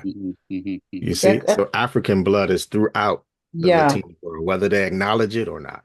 Because if I remember correctly, since the slaves they made them drive the ships. So they learned how to do the ships. So they would steal ships, and they would end up, that's how they ended up in the Caribbean islands and Jamaica. And that's how they ended up down there. I don't know, apparently, since there were slaves in Mexico, maybe that wasn't a good place for them to go. Scott Norma, can you unmute and explain this when it says I was one of the Zasbo? Oh, yeah. Well, yeah, I forget what prompted exactly that. We had gone out for Mumia Abu Jamal, who was on death row. He was Black Panther on death row in Pennsylvania for allegedly shooting a police officer. And we were led by James Luther Bevel. And there were about 200 people in the crowd. And when it came time to confront or leave, most of the people just left, but 11 people got arrested. Okay. For the sake, 11 people, and the judge was Sable in the case. You said there are a million Poles. You mean Polish, right? Oh, yeah, well, Poles is That's the what you call accepted word. Poles. Yeah. Okay. Poles were murdered. And massacred in the Holocaust. Yeah. Yeah, okay. Arabic Muslims. I just want to make sure that's what you're referring to. Arabic Muslims are enslaving blacks as we speak. That was from Scott Norman. And then Rawle says Dr. Thomas Sowell is 94 years old. So those must be tapes I've been looking at because that man don't look 94 and he doesn't talk like he's 94. Even no, when he does a new one today. Yeah, he's still pumping stuff out. Yeah. Okay. Because I made sure I subscribed to him. So every time he sends something out, and when you said 94, I'm like, okay, that's not the man I've been looking at. Yes. And I think he's a man, whether first of all, get to know his stuff before you decide whether you agree with him or not. But No, I'm saying he didn't look like he was 94 years old. Oh, no, we're just talking, I don't know. That's the reason I was saying, okay, maybe those are old tapes that, because he didn't look 94. He's 94, or he's either going to be 95 this year or he's 94, 93 going on 94. Either way, he's getting up there. No, okay. He's a mind. He's an intellect that everyone should know. They should be teaching this man in school. Yeah, he's had some good philosophies. So, like I said, I maybe I gravitate more to people that have gone through those things, but I also love the fact how well researched he is and how he conducts his research. If you ever get a chance, there's an audio book, but support the real books. Black Rednecks and White Liberals is it's a great book that he wrote that addresses a lot of this issue. The conflicting visions. If you read his book on conflicting visions, you'll get a really good understanding of what's going on today politically. Right. This is why, at the end of the day, all this race stuff, this is why what you coined, Brother Brian, is a really good one. It's because it's always been about class and power. And we squabble over race and gender and all this stuff. The people with the power, they don't give a crap. They just want more power. And they want us stuck where we are because we serve them. And we need to break out of that. Sorry. I'm sorry, Chyrel. No. Scott he says, my thought is nothing too much has changed, but maybe on paper it has, but in reality it hasn't. Yeah, I don't know. Well, do you want me to go on to the next question, or do you want? I think we're good. And I think it was Deborah that asked, and maybe I think she's gone now, but she's gone. Or not that Deborah, was Aaliyah that asked if I had people in the South. And like I said, I have my nephew that lives in Lawrenceville and bounces all over the South with his job. And when things happen, I remember talking to Preston and asking, I go, you're a black man. How do you feel about what's going on? He goes, Uncle Rawle, I don't see a lot of this racism things that they talk about. I don't see it. I don't feel it. That doesn't mean it exists, but that's what I'm saying. Sometimes we listen to one voice and we think and we extrapolate to everyone, because this is why I think it's important to listen to everyone's opinion, not their opinion, but listen to everyone's voice. And you may not agree with their experience, but at least respect it because it's theirs. And it's only through dialoguing we can understand. There's some things my brother Brian has said that I don't think I'll ever get my head around. Doesn't mean I don't respect him saying it. And this is where we've gotten to. This is why I thought it was important. It's not W.B.E. versus Booker T. Both men served a purpose. I don't care if W.B.E. might have been a Marxist. I don't care. Some people believe civil rights was infiltrated by Marxism. Maybe it was. I don't know.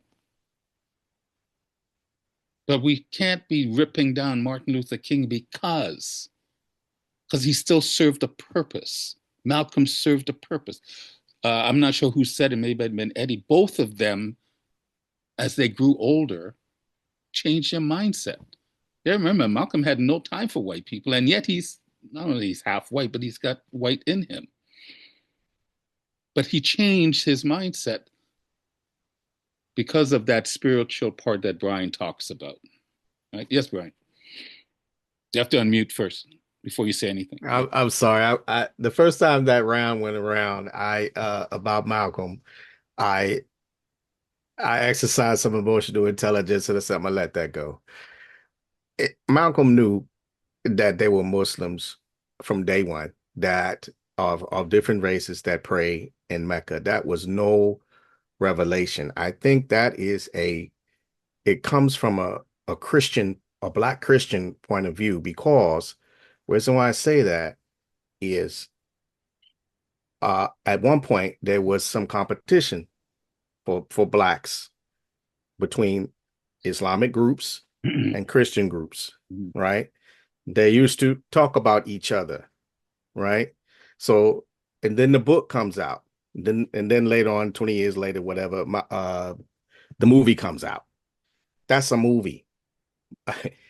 He knew from day one. And the reason why I know that is I shared with you personally, which I don't share. I was a writer for the paper that he born with, the Muhammad Speaks, when I was maybe 17 years old.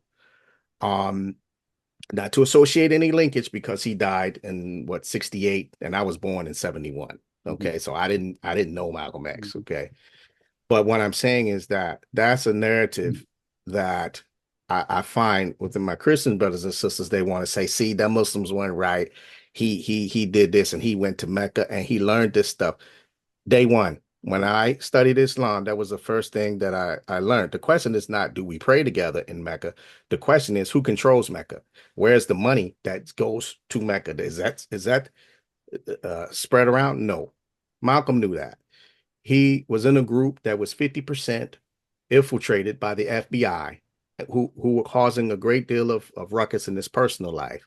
So he used the media and said that. And then even in the book by Alex Haley, he was later sued because Alex Haley, even with his book Roots, they say that he didn't really write it. And you can look that up. This is not just my personal opinion. The autobiography of Malcolm X was written in part by Alex Haley, but also by a brilliant Jewish writer who wrote beautifully, as if it was Malcolm X words, you know? So no, there was no grand, oh, wow, now I can go to Mecca, everybody, and they were wrong. No, I don't believe that. No. Being inside of that group for 10, 15 years, I know that is not how that occurred. You learn from day one that there are Muslims who pray in Mecca. That's just something that's not the example. Not an example. I'd like to say he matured, because you and I have talked about this before. Yeah. It looks good in a book and in a movie. Yeah. And it's something that people got to hold on to. And to be fair, I must say, from the Islamic side, the Nation of Islam or whoever, I really sort of blame them, because they were very hard on the Christians. Oh, y'all this, y'all pork eaters, y'all stuff like that. So that when Malcolm died and he wasn't here to really elaborate on that situation, all of a sudden this narrative came up. And preachers, and I come from a long line of Christian preachers, they latch on to that and try to beat down and say, hey, this is what happened, subsequently or subconsciously saying, see, this is the way you should be a Christian, so because you don't want to deal with that. That's that Black stuff. You see what I'm saying? But that's just my opinion, of course. This is why, as much as I love history, at times I don't trust it all. Right? you have to sometimes take with a grain of salt. So, but anyway, yeah, no, I think maybe let's let our poets recite a poem, and I don't know about you guys. I hope you found this to be a interesting conversation. You know, it's going to do things to everyone internally. But I hope the biggest thing it does is it keeps us thinking and keeps us staying open to our viewpoints, because, you know, we're all individual and we all have our freedoms and our ability to think. And, you know, for me, I want to be able to welcome people's thoughts, even if I don't agree with it, or even if they say something I don't like. You know, Brian used a very important phrase when he said, you know, you kind of checked your emotional intelligence. I think we need to do that more. We need to do that more so we can truly listen. So, yeah, maybe let's just let the poets do their poems, because Hold on. this has been robust. Scott R. said that King and Malcolm X were honest. They were what? Sorry? Make sure I read everybody's. Yeah, I think I got everybody. Oh, King and they were honest. Okay. Okay. I mean, even though it was in the chat where everybody can see it, I still read them No, that's because good. I may not be paying attention That's good. to them. Are you guys prepared with a poem? If you Cheryl don't said have one, no. you don't have to if you don't want to. What about you, Brian? We know Eddie always got some rhymes for us. You know what? I'll let Brother Ed go first, and then I'll contribute one. Okay. Cheryl said no so fast. Man, I didn't even get the words out of my mouth good for Cheryl was shaking her head. You're just not feeling it tonight, Cheryl? That's okay. That's all good. All right. Go ahead on, Mr. Potastic. All right. My name is Eddie. My name is Ed Potastic. Fantastic. Please tell me to join my rhyme. Five was sublime. I got two short pieces, so I won't take too much time. My first piece, well, we were dealing with food, and this is called I Remember Food Tasting Better. I remember food tasting better. Maybe it just perplexed me. Eating lunch in the sunny weather, smearing all over my clothed tapestry, reminiscing with my childhood friends, eating burgers, fries, and snacks without end, memories of picking up a happy meal, wrestling with the stiff plastic seal. I remembered food being so cheap, a feast for under $10 or $20. You didn't have to be discreet when you digging deep. Listening to yummy tales from your grandfather, maybe it's just confused old me, daydreaming of tasty delights. That's the nostalgia in this poetry. Maybe my mind or tongue was screwed. But am I right? Thank you. And the other one, and the other one, thank you. Well, we're all poetry, but this other one is called Gray Eyes. Love your color. Please don't hate. Love it as your sister, mothers, or brothers. Stop the minds debate. Need one another. Some minds need an update before the end of slaughter. On our skin, we can relate. Except just like clear water. It's like the brownies you ate. Please don't turn to a monster that will demolish this state. The American way, you imposter. This way wasn't so great. Please no more poor corpses on altars. Only you can blind your fate. Don't be front news for the reporters. Ignorance is a state of mind, not a trait. Stop with these pointless inner borders. All the ignorance and hate, you'll stay overweight. Please don't be someone's murderer, but a supporter. Love and acceptance, a more peaceful life awaits. Thank you. I still say you was the one writing some of Dr. Seuss's books. Oh, I'm sorry. I didn't realize that I was unmuted. I'm sorry. I hope I didn't make noise during your presentation. No, you were good. No, you were fine. We didn't hear No, you. you're all good. No, you're fine. Appreciate it. Oh, You okay. ready, Brian? Yeah, I'll just read this one piece. It's called The Quiet Men. Men of a certain age do not speak much. They are the ones who do not cry. They are the gardeners, the plumbers, the electricians of will and perseverance. They are the hard, rigid ones of concrete hands, coarsened and calloused from laying brick and various labor, rising every morning to face an uncertain day, every day. They are the undaunted heroes. Hair of salt and pepper, gray or white, they dress plainly and modestly. They are the wearers of bargain bin tennis shoes. They are the wearers of black socks and sandals at cookouts, and they never retire work boots. They have survived turbulent times, fighting wars abroad and being killed at home, having the strength to remain silent or walk away when someone calls them boy. They are the overlooked. They are the slighted. They are the makers of hard decisions, of black and white visions they hold within their power scales of good and evil, given too much praise and too much blame. Their greatness taken for granted, their disappointments hurting severely, and their sins can ripple through families for generations. And now, I find myself somewhere between elder and ancestor, like my grandfathers, fathers, and uncles before me, found only in old photographs in basements, and on the cover of dusted-off obituaries in attics, staring back from those images of the past, seemingly wondering what will be said of us. In peace. That was really good. No wonder you win awards. So I think, what is it? The Pulsar uh, uh, award. Is that what it is? Okay. Pulitzer. Is that how you pronounce it? I'm from Alabama. It don't roll right. But that's what you're supposed to get for that one. Okay. Um, Prize. let me do the inspired Poetry Corner news, and after that, I'll do a poem. Saturday, February the 8th, in celebration, spotlight our own Miss Chyrel Jackson, our supernova, and her sister. I think you pronounce her name Lyris. Is that how you pronounce it?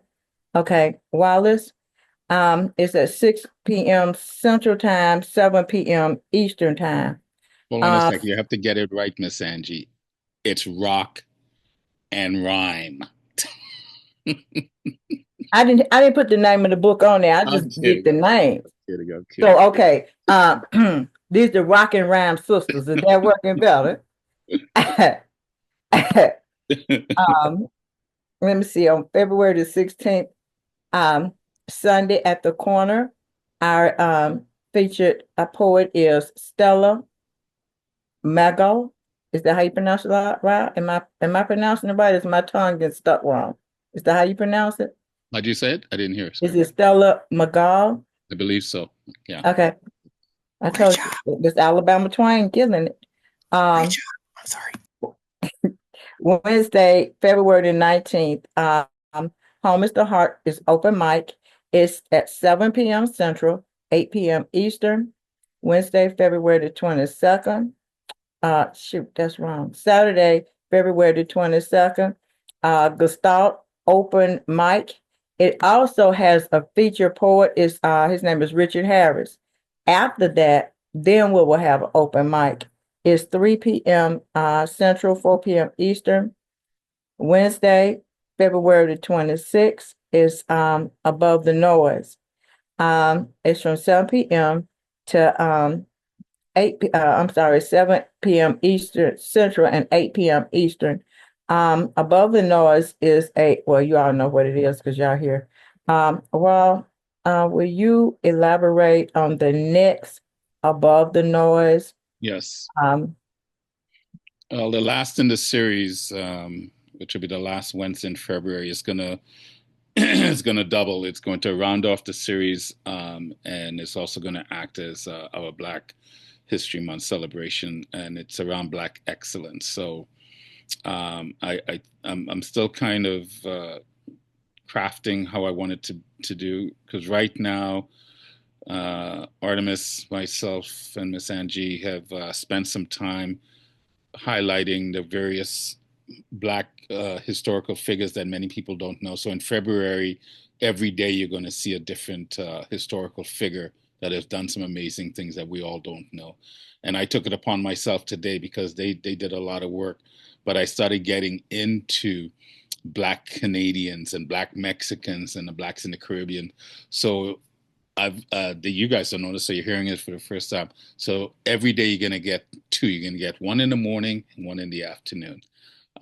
That's just to share history of people we don't know about, and then some of that will filter into it, because for the last of the Black Excellent, the Black of this series, I want to do a presentation around just highlighting some of the greatness that exists, not necessarily from the past, but present day people like our brother Brian, or even Chyrel and Eddy, even Artemis. There are Black people doing amazing things that you will never see in the newspaper or on television, that I think we need to highlight as well. So that's what that show is going to be. And maybe, we usually, the panelist gets to recite a poem. I don't know, maybe I was just thinking, maybe we'll open it up, depending on who wants to come, do a little small open mic if people want to read their poem about Black history or whatever, or anything. So stay tuned. But that show, what's the date again? I think is Wednesday, February 26th, I believe. Mm-hmm. 26th, 8 Eastern, 7 Central. It'll be the final in the series of Black Like Me, and it's going to be around Black excellence. So, Thank you, Rob. Before I let you take us out with the poem, I have one. It's called Two Dreams, One Freedom. In a time and place made of change, two bold voices spoke of dreams. Booker T. Washington, serene but wise. W.E.B. Du Bois had fiery eyes with a strong will to survive.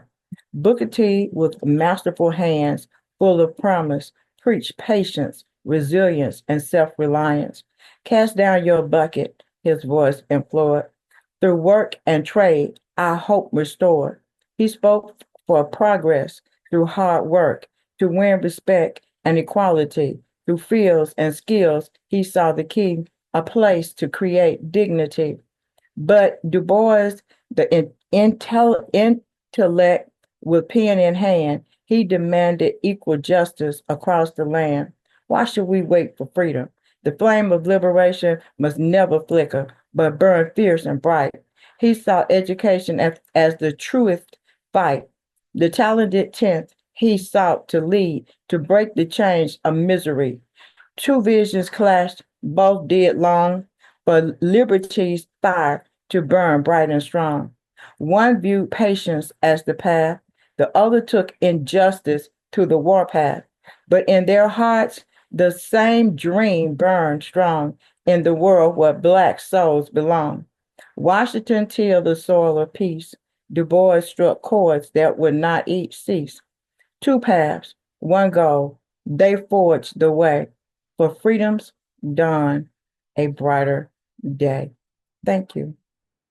Now, Mr. Simply Rawle, beautiful. I'm sorry. I'm listening. Simply beautiful. Thank you. Rawle, you have the mic.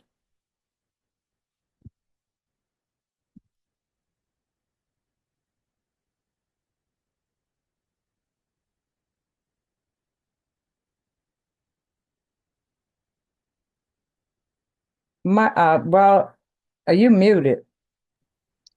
I'm like you. I hit the unmute, and it didn't unmute. So, and I kept talking. So, I'll start over. I just want to say thank you all for participating, particularly to our panel, to Chyrel, to Eddy, to Brian, for participating not just tonight, but in the series. Mm-hmm. Even if one person got something from this, it was worthwhile. For me personally, it was worthwhile, because I enjoy these kinds of conversations. I think we need to have more of these conversations. I think as Black people, we need to talk more. And I think our white brothers and sisters have a voice in this, and I'm grateful that you're here listening because it's important. When I say black and white, I don't mean race, but it's our shading. There's no hiding the fact. We are shaded differently, but that's all. We're just shaded differently, and we just practice the same things differently. But at the end of the day, we have a history that's intertwined, whether we like it or not. Whether we like it or not.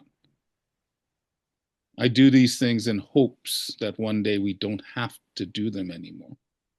And I'm hoping very soon, because I'm kind of getting tired of this.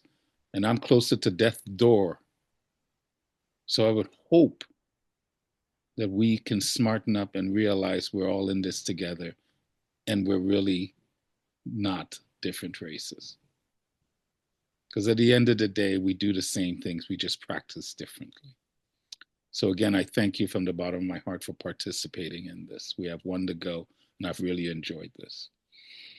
Number two, I invite poets, because poets love to say that, you know, we can change the world and all. Well, then let's do that. I invite poets to become more grounded and balanced, to Brian's point, to be more spiritual. We need to be able to present, because we're storytellers. And it's not that we shouldn't tell our stories, but particularly when we're talking about serious matters, I would like us to maybe position something a little bit more balanced and stop buying into the hyperbole and the nonsense, because I think we all know we've been manipulated by the media, and this goes back even close after the end of World War I. Not going to get into that, but we have been manipulated. To Malcolm's point, we've been bamboozled. I love that word. We have been bamboozled, both black and white. Doesn't mean shit didn't happen before. Doesn't mean white people of the day didn't do atrocious things. Doesn't mean that. But we're here today. What are we going to do today? Because I love my brother Scott. I love my other brother Scott. Like Brian says, he's got a lot of really good white people in his life. So do I, and I think we all do to some degree.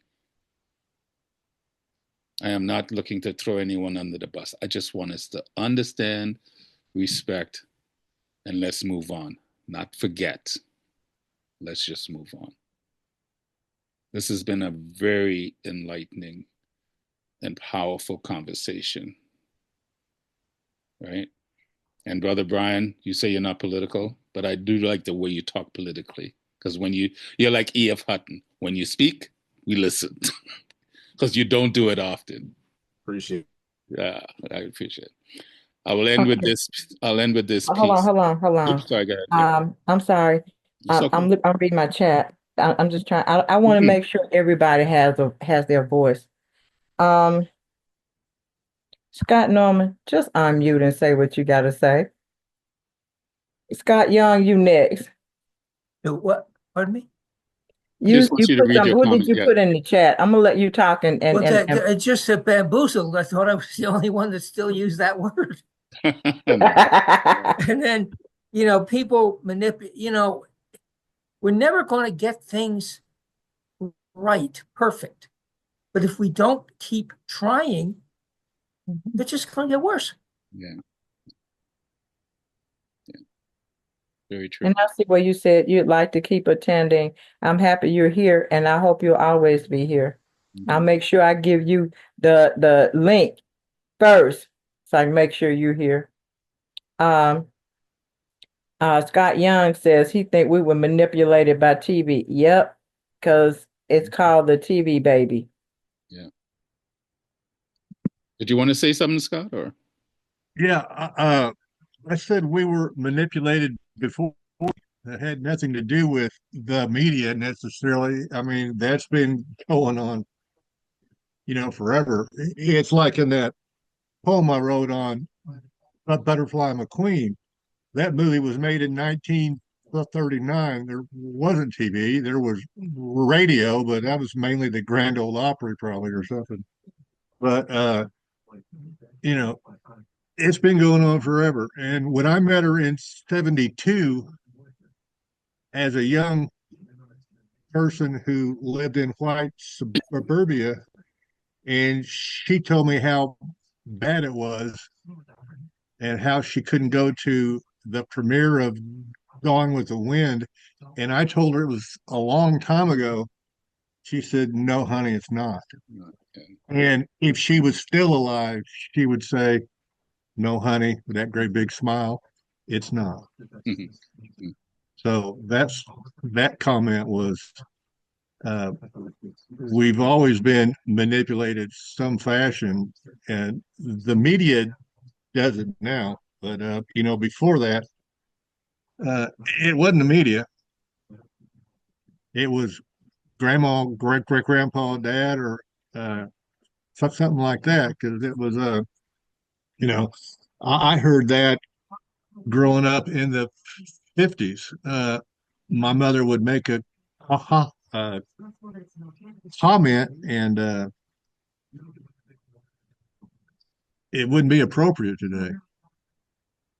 And so, we were manipulated. That's how we were raised. Uh, Maybe not intentionally, but that's what they knew. And they repeated it in their own mind without malice, but it doesn't fly, today. And it certainly didn't fly with Butterfly McQueen. So, but that's all. Thank you. Thank you, Scott. Well said, Appreciate Scott. y'all. Well said, brother. Well said. Well, you have the mic. So I always say, man, our white brothers and sisters were bamboozled as well to believe a lie. And like Brian, it's class, power. They're going to use whatever means they can to maintain power. So, but anyway, all I know is when Brian said earlier, I'll stand up for our ancestors. Yeah, I'm researching more today than probably I've done in the last 10 years, but it doesn't change how I feel about things, because there's some things I'm starting to realize about Brother Malcolm and Brother Martin that I didn't know before, but it still doesn't change anything at all. They're still worthy of their flowers.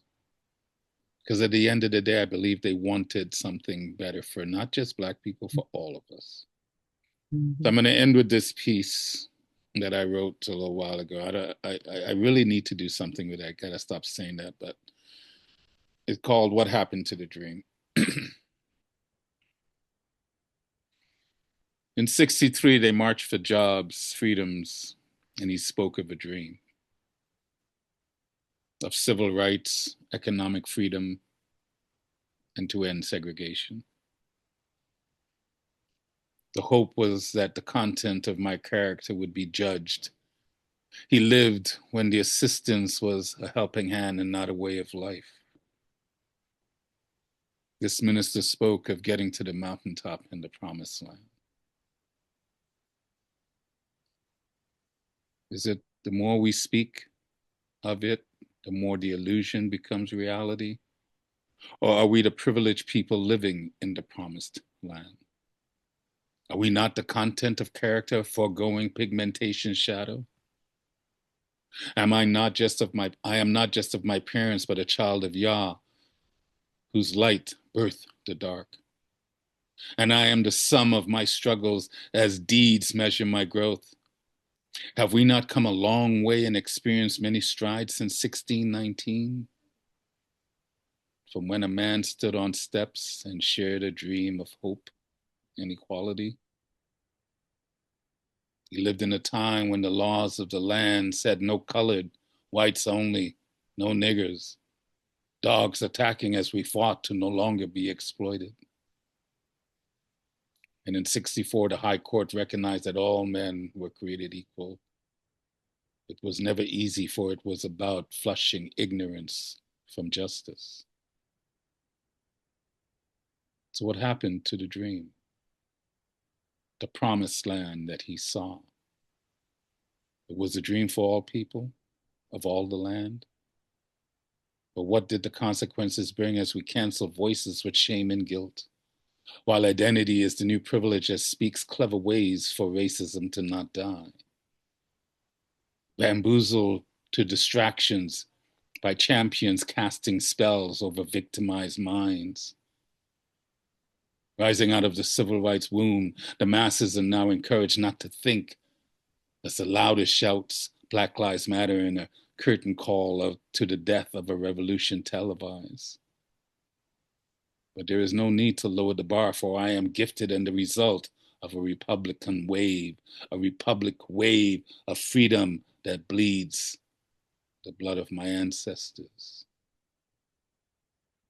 So here I sit with pen in hand. I'm not marginalized, oppressed, or a victim. I can never not be in the right time, for it's always the right time for justice to prevail. From the mountaintop, he looked into the promised land and saw me. And although he did not drink of the milk and honey, we carry him in our hearts. For we the people, black, white, yellow, brown, Jew, Muslim, Christian, Gentile. We are the village rejoicing in the single garment of unity. For we are the promised land. End of peace.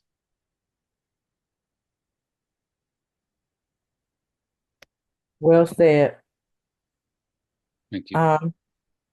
Along with Rawle and Artemis, I would like to thank everyone for coming and hanging out with us. I enjoyed everyone's point of view, and I look forward to us doing it again. Rawle, you have the mic. If you want to have something else to say, then you can take us I out. just thank you guys. Stay safe. Keep yourself good. Try to keep yourself groovy here. You know, to Scott's point, media today, we got so much social media and everything seems so instant. It seems worse than it is. Doesn't mean there isn't stuff going on, but man, there's still a lot of beauty going around. There's still a lot of people walking around that care about you. All I know is when shit hits the fan, we put all this aside and we find ways to help each other. And we need to remember that. We need to remember that. Because every time something disaster, look what the fires in California. I didn't see anyone sitting there going, "Oh, I can't help you because you're black." People were just going out of their way to help each others. And those times that we remember our humanity, I just hope we can do it without those times, so that when we get into these types of conversations, we remember our humanity. This is why tonight was so blessed. It was so blessed. I am grateful. I'm just trying to do my part to uplift our human consciousness. This is where Brother Brian and I align. Because to me, at the end of the day, it's all spiritual. It's all spiritual. I love you all. Thank you for being here. Be well. Peace.